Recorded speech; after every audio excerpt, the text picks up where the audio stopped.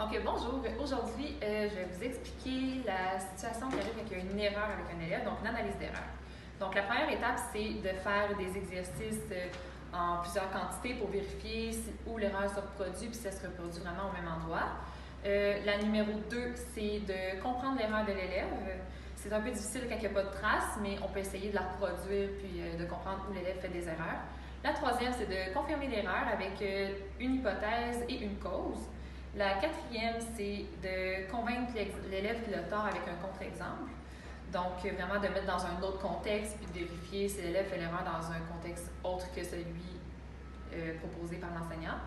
Puis, la cinquième, ça va être l'enseignement correctif. Donc, vraiment, à l'aide de symboles, de dessins, de manipulation et de verbalisation, on va être capable d'expliquer à l'élève où il a fait l'erreur puis de lui montrer à l'aide de dessins pour qu'il comprenne mieux, pour ne plus reproduire l'erreur.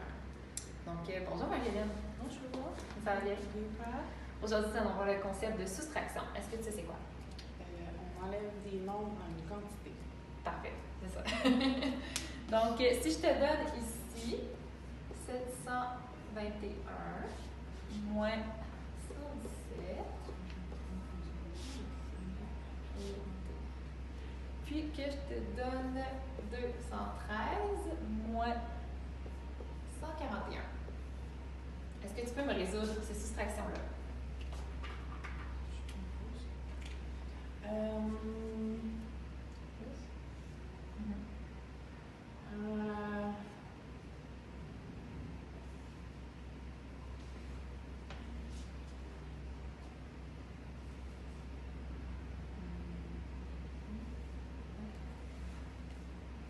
Voilà. Excellent. Donc là, à l'aide de plusieurs exemples, je suis capable de vérifier où l'erreur se reproduit. Ça, c'est l'étape 1. L'étape 2, c'est vraiment de comprendre l'erreur de l'enfant. Donc ici, je comprends qu'au lieu de faire 1 moins 4, la difficulté est d'emprunter à la centaine. Ici, la difficulté se retrouve au niveau des dizaines. Donc l'élève va juste inverser les chiffres parce qu'il n'a pas compris le concept d'emprunt. Puis ici, la difficulté se retrouve au niveau des unités. Donc, au lieu d'emprunter au chiffre 2, la dizaine 2, il a juste inversé les chiffres encore une fois. Donc, la troisième, c'est vraiment de confirmer l'erreur à l'aide d'hypothèses. Donc, mon hypothèse à moi, c'est que l'élève ne comprend pas le concept d'emprunt au chiffre d'à côté. Donc, la cause, ça serait peut-être que l'élève ne visualise pas que la dizaine à côté peut se défaire en plusieurs unités et que la dizaine-là peut pas se défaire avec la centaine d'à côté ne peut pas se défaire en plusieurs dizaines.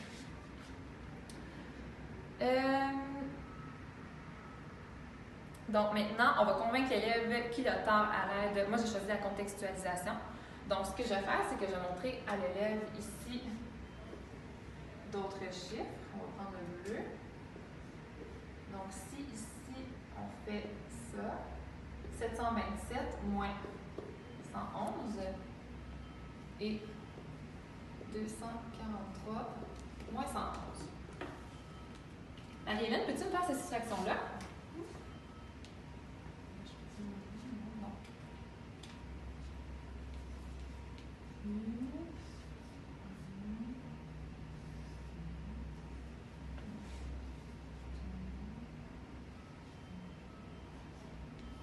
Voilà.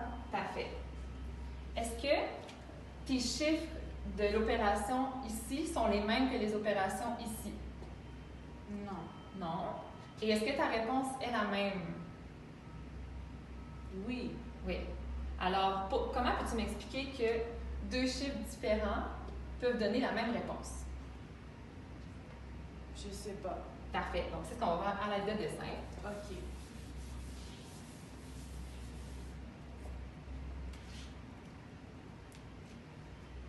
Donc, on va représenter le numéro 5, dans le fond, c'est l'enseignement correctif. Donc, maintenant, vous allez faire l'étape 5. L'étape 5, c'est l'enseignement correctif. Donc, je vais corriger l'erreur de Marie-Hélène en lui montrant la manipulation de dessin à l'aide de symboles et en verbalisant le tout à l'aide d'un pont de verbalisation. Donc, si on prend par exemple que les centaines, c'est des boîtes de bonbons, que les dizaines, c'est des paquets de bonbons, puis que les unités, c'est des petits bonbons individuels. Donc, Marie-Hélène, peux-tu me reproduire ici le chiffre 721 en boîte, en paquets et en petits bonbons? Oui.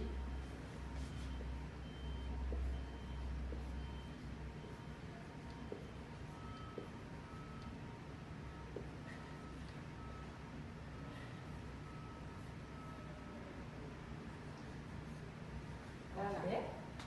Et juste en dessous, peux-tu me représenter le chiffre 117 en boîte, en paquet et en petits bonbons unitaires? Oui.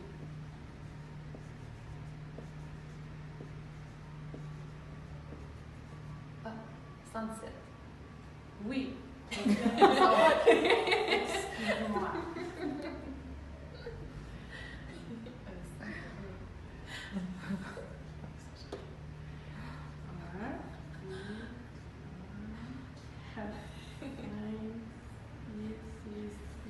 Voilà.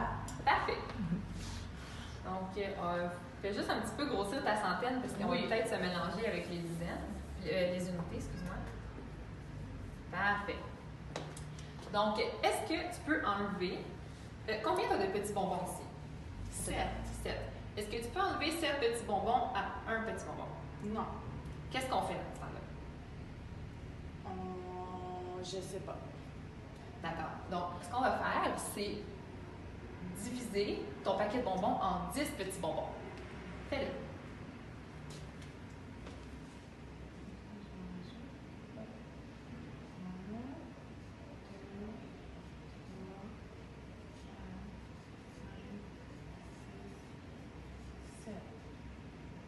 Combien il y a de bonbons dans une boîte? 10. Parfait. 10. Donc, tu en rajoutes 10. Ah ben oui. 3, 4, 5, 6, 7, 8, 9, 10. Parfait. Est-ce que ta boîte, si elle existe encore? Non. Ton paquet là, parfait. Donc, tu peux le barrer. On est facile. Est-ce que tu peux enlever... non, tout d'abord, combien tu avais de bonbons avant de dessiner tes nouveaux bonbons? 1, 1. Combien en as-tu rajouté? 10, Combien ça fait au total? 11. Parfait. Est-ce que tu peux enlever tes 7 bonbons ici à 11 bonbons là? Oui. Parfait. Fais-le.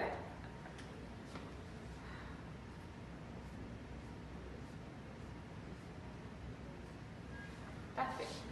Est-ce que je peux les enlever ici? Oui. Merci. Donc, combien tu avais de bonbons ici?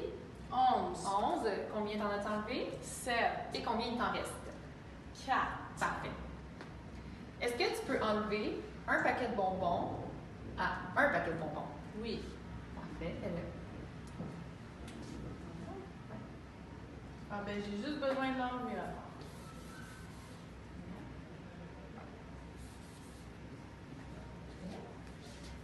Maintenant, est-ce qu'il te reste encore des dizaines? Non. Parfait. Est-ce que tu peux enlever une boîte de bonbons à 7 boîtes de bonbons? Oui. Fais-le. Puis, tu peux effacer celle-là. Donc, combien tu avais de boîtes de bonbons ici? 7. Combien en as-tu enlevé? 1. Combien il t'en reste? 6. Parfait. Donc, est-ce que tu es capable de me reproduire ces symboles-là en chiffres? Ces dessins-là en symboles de chiffres?